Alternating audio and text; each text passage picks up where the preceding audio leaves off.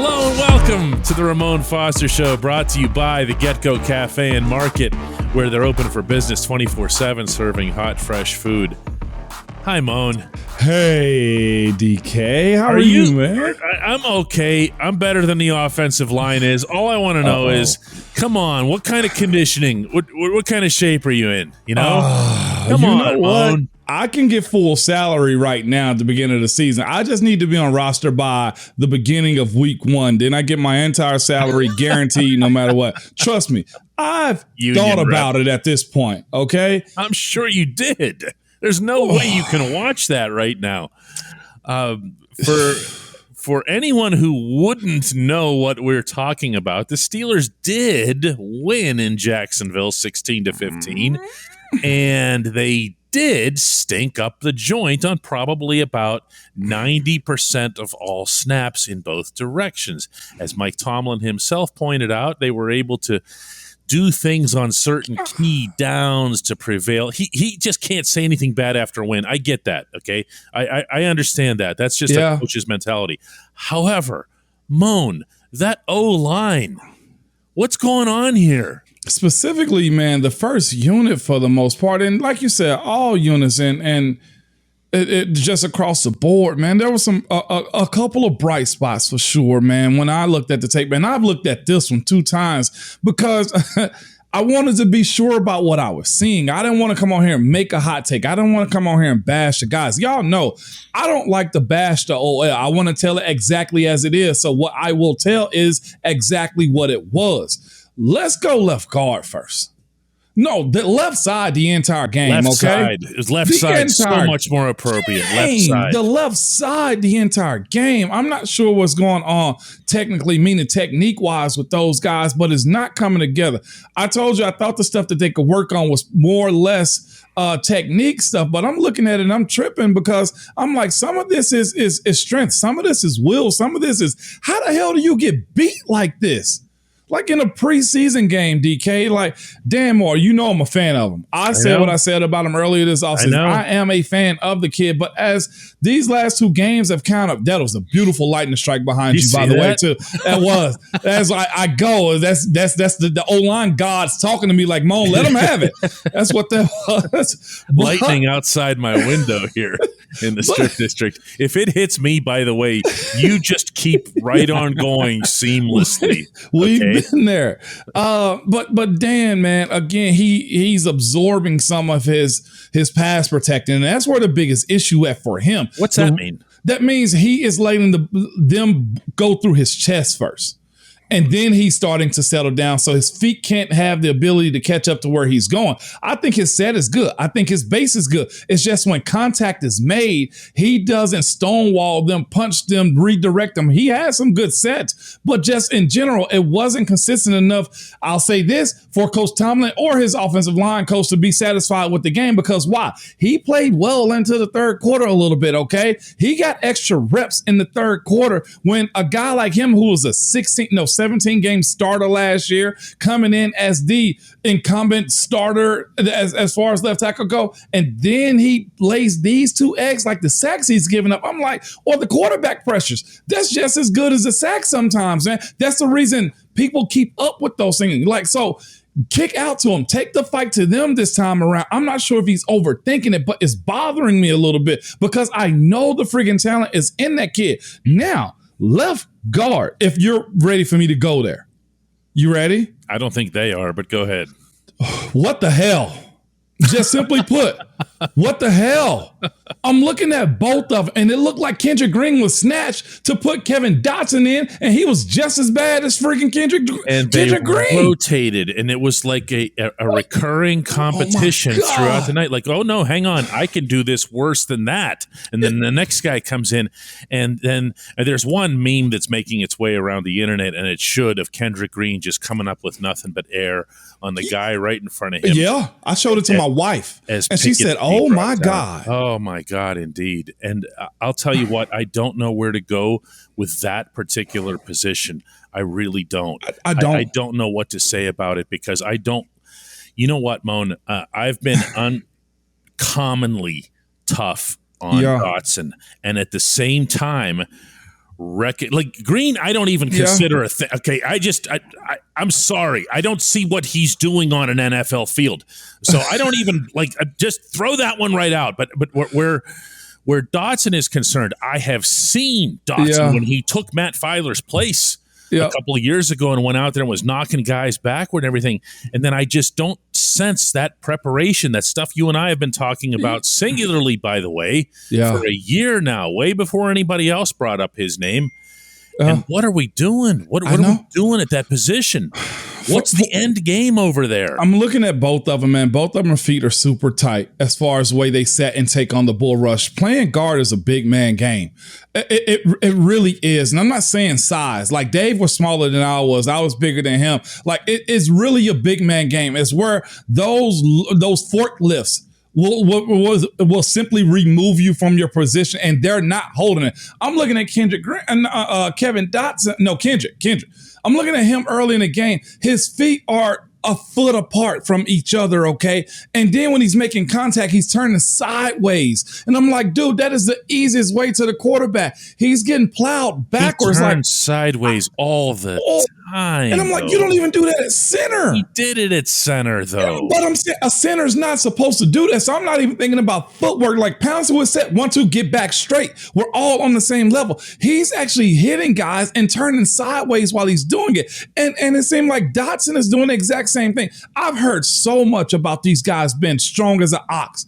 I'm talking about lifting the weight room, okay? All the weights in the weight room. And they cannot simply hold the point well. They're setting at the line of scrimmage and their feet don't seem to be fast enough to actually retreat. Give yourself room. Get off the line of scrimmage, then battle with them. What I always say, people with Moan, he blocks people in a phone booth. Yeah, and what? Guess what? Moan didn't lose like that either, okay? I knew my strengths. Those guys have to know their strength. You can give up ground, DK, and people will get you sometimes, but you're not supposed to have 3 plays in a row that happen like that. You're not supposed to spend the entire game against the Jacksonville Jaguars getting dogged like that. You two are battling for a position. It seems like nobody want to actually take the baton and run with it. Like practice is one thing. I love that. But when those lights come on, you're actually being evaluated in a game-like setting where the coaches don't have any control over what's called. Neither one of them this week passed the buck at all. Neither one of them did, DK. No, and I feel like it's mandatory to mention here that on the right side, James Daniels was no better than No, he was lost. And I don't know what to say about that, because this is the one where you can really make the point. I think this might have been, without putting words in your mouth, what you were getting at earlier when you said it's not all about technique. He was just getting knocked back. He was. Every snap. And he said to reporters after the game, he talked about technique and how he's getting it there. And someone asked if he had concerns at this point, and his answer was, no, I'm not trying to peak in August, so I'm not worried about that. Now, okay, that's one of those. If you pull that, one of those is going to sound bad if you pull it out of context or whatever. But listen, there's never a good month to get knocked backward all game long, is there? What's a good month for that? You know what? Another one of his issues, DK. You know what? We'll get more into that on our next segment. Okay, let me tease him real quick. Let's do that.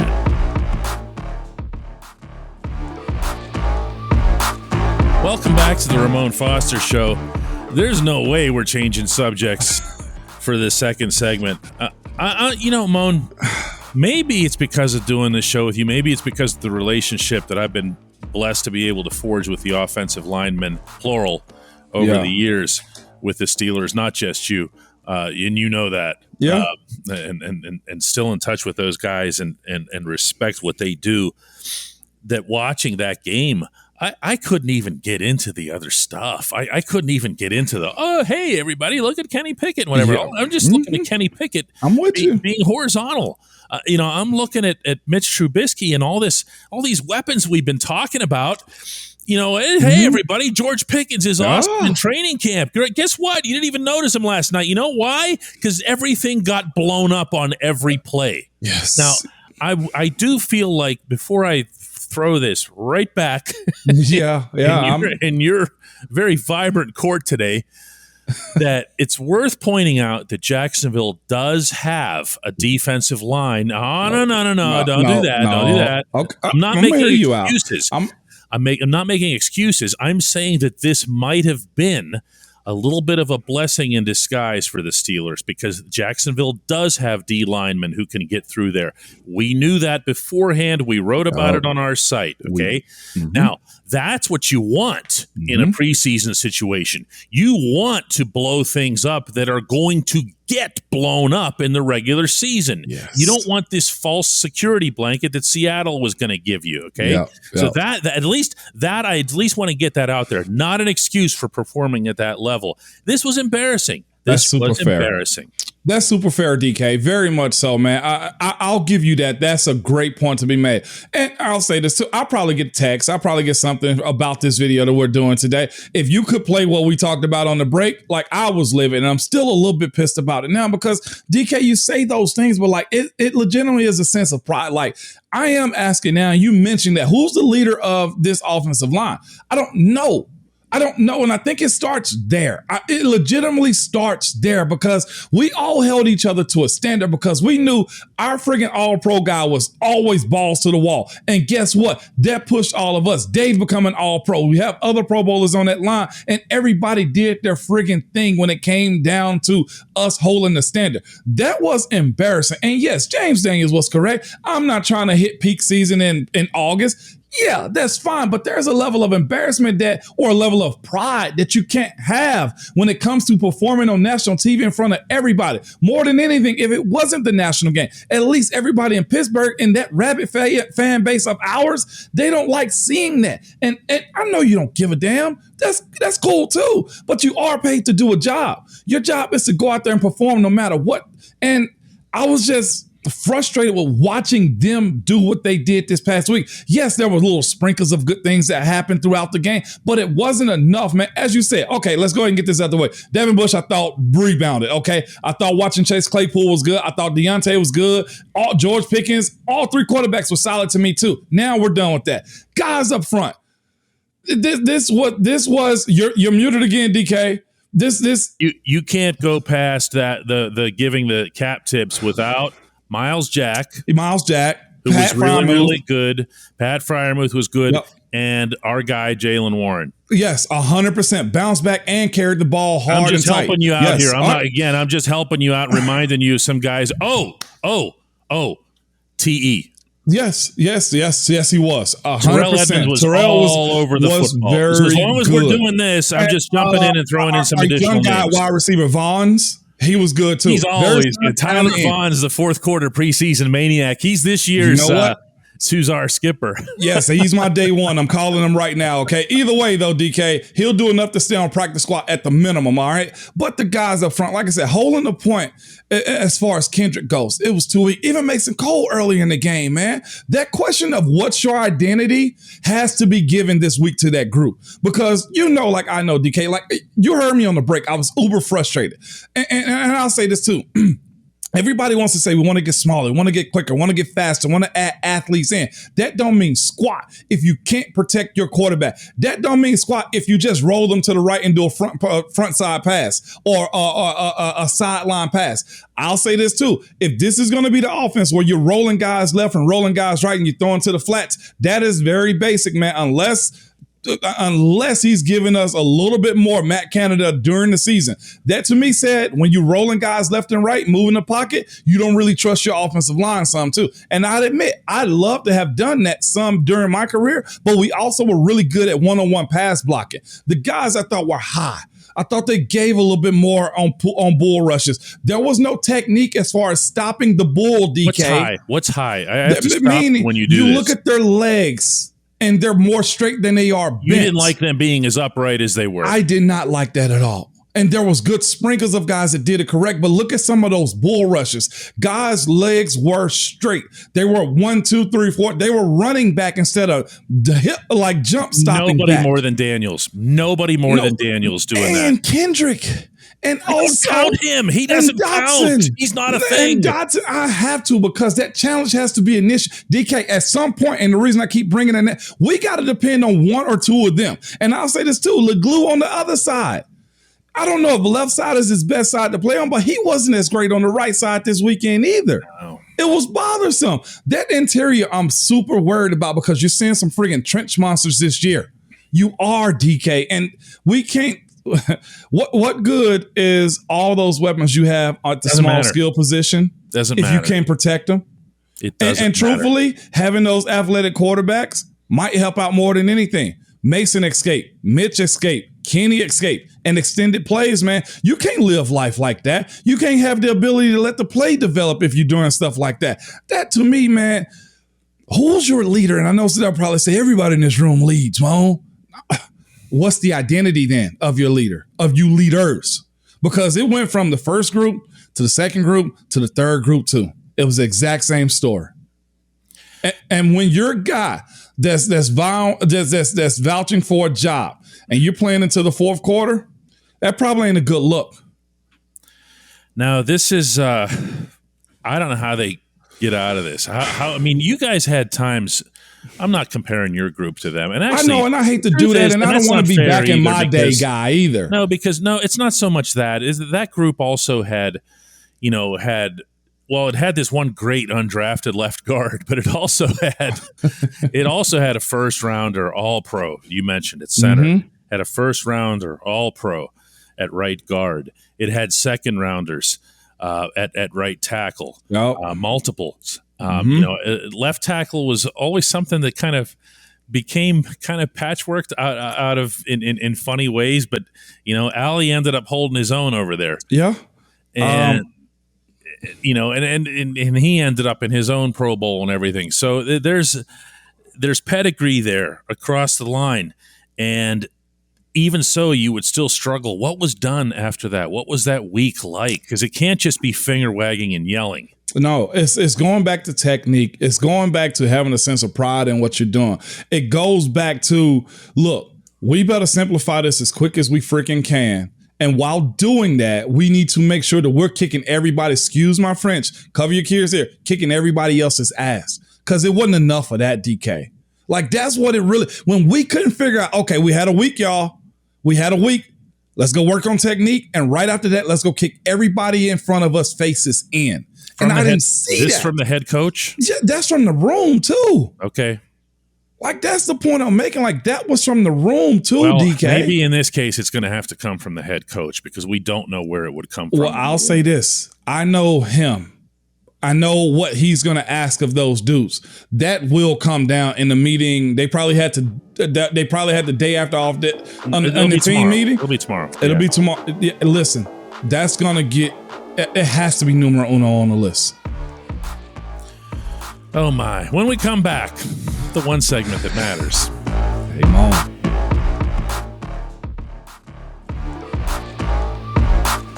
Welcome back to the Ramon Foster Show. Moan, as we're doing this show, actually has the game queued up yet again in front of him because he has to be the only person on planet Earth who'd want to see it 3 times. And what are you seeing there, Moan? Man, it's 3rd and 11 right now, 8:48 if you're watching the TV copy, anything like that, or the all 22. And I was about to get mad at what's his name real quick, our left tackle. Dan Moore. Yeah, Dan Moore. But I'm looking at Kevin Dotson letting him get smoked on the TE right now from the D tackle. Like, that's the sack that was given up right there. What's he supposed to do? What's he supposed to do? He's supposed to set him at the line of scrimmage and push him across. He let the D tackle split the gap between the left tackle and the left guard, knock Dan Moore over and out and up the field for a sack. It was a perfectly run TE. And not only that, Dotson is bending, he's waist bending also. That's what's so bad about it. Like, I want to say it's technique. I want to say, hey, look, they're playing too high, but it's really a multitude of things. Like, there was no way Dan Moore could have stopped him. And if you look at their reaction on this play, as I rewind it back probably for the 10th time right now, you will see Dan Moore look at Dotson like, dude, help me out here.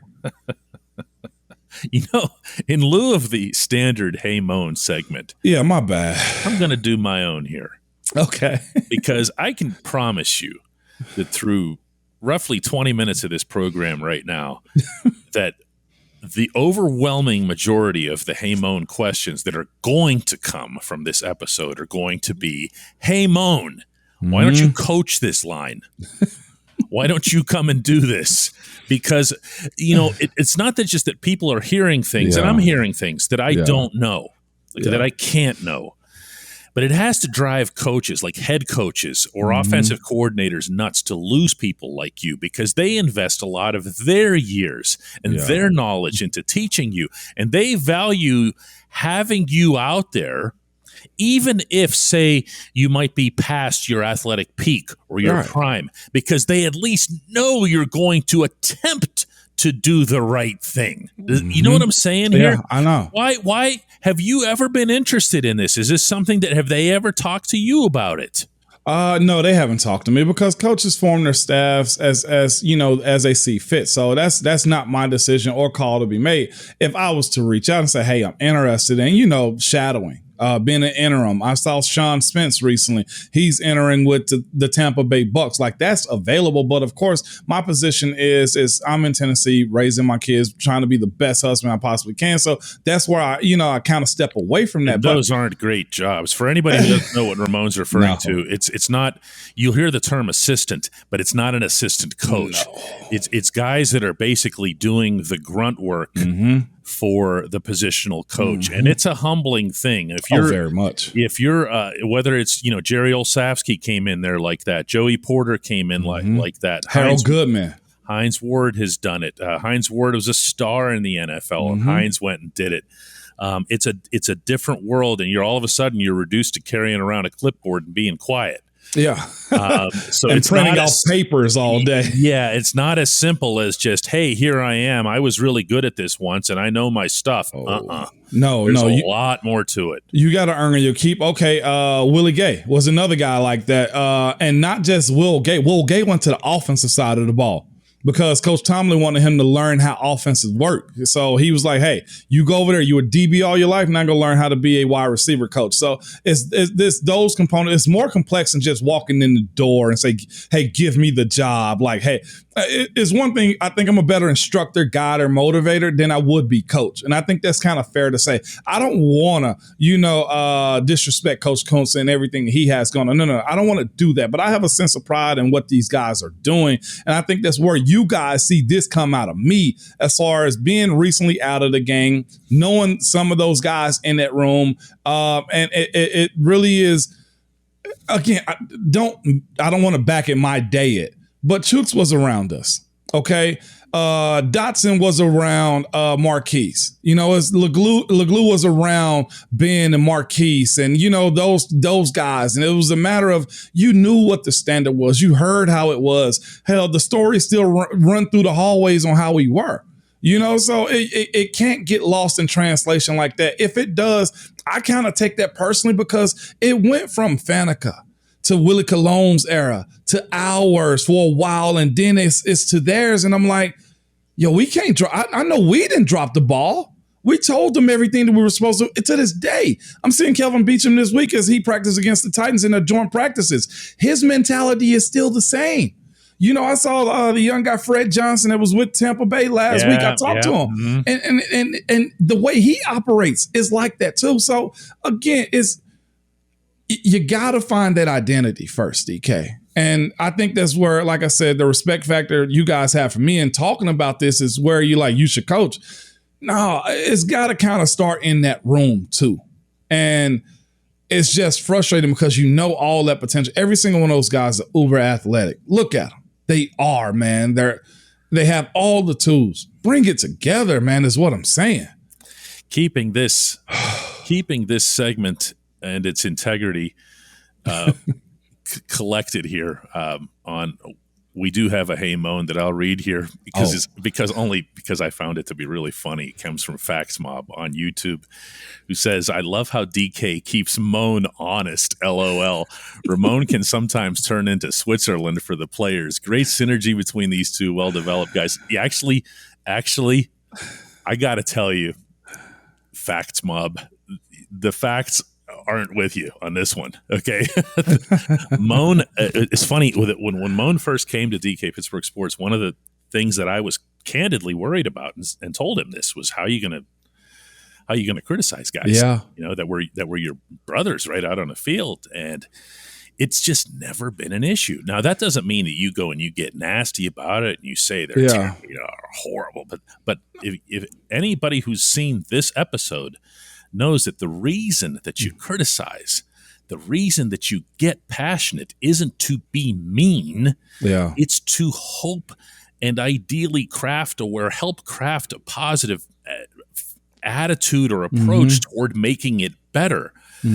I do think, Moan, that we can agree that this group of offensive linemen as a whole is better than the one that they had last year. Yes. But that's the part that's frustrating. Yes. And hard to put a pin in. Last year you just kind of said, okay, this is what it is. This is crap. Yeah. And this is the way we talk about this too. It'll never be in a slanderous personal way. Never. I won't say that guy sucked because I don't like him. No. If the play is bad, we're going to call it bad. And that's as simply as we do this daily. There is no personal attacks and, none of that. It's the play. It's the facts of what we've seen to our understanding. And I have a good understanding of it. Other than their scheme, I can tell when it's somebody else's sack. I'll say this. On one or two of those sacks, I think it may have been Kendrick Green and Benny Snell miss a block. It may have been on that meme that's making it through. I think Benny missed one and so did Kendrick too. Like, I know that is the they case both because did. That is that meme. I see the reaction. Yeah. I see the reaction. Or was it Dotson? Whichever one it was, man. But what are you doing in the meetings? What are you doing to translate it over to the game? And it was another one too where I saw the corner go from one side to the other and the safety coming down on Chuks. Chuks pushed out. James Daniels did not go out far enough. It was a TFL on the right side. It wasn't on Chuks. Again, it's the understanding of the classroom work by James Daniel that did not come into play on the game. They moved the corner. Safety came down into the box. Chuks pushed out. James Daniel did not. He went up to the linebacker and safety ended up making the TFL. Those are the things I know and I see because I see what Chuks does. Again, you read the tight end, see what the front side lead blocker is going to do. These are the things we're going to talk about because that's factual. Moan meant it when he said during one of the early breaks here that we could do this show for a whole bleeping day. But we're not going to do that. Forgive me, Lord. Instead, we're going to give the Steelers their first practice after the Jacksonville game, see how things go. I'll be covering over there, and we'll talk about it tomorrow. See y'all.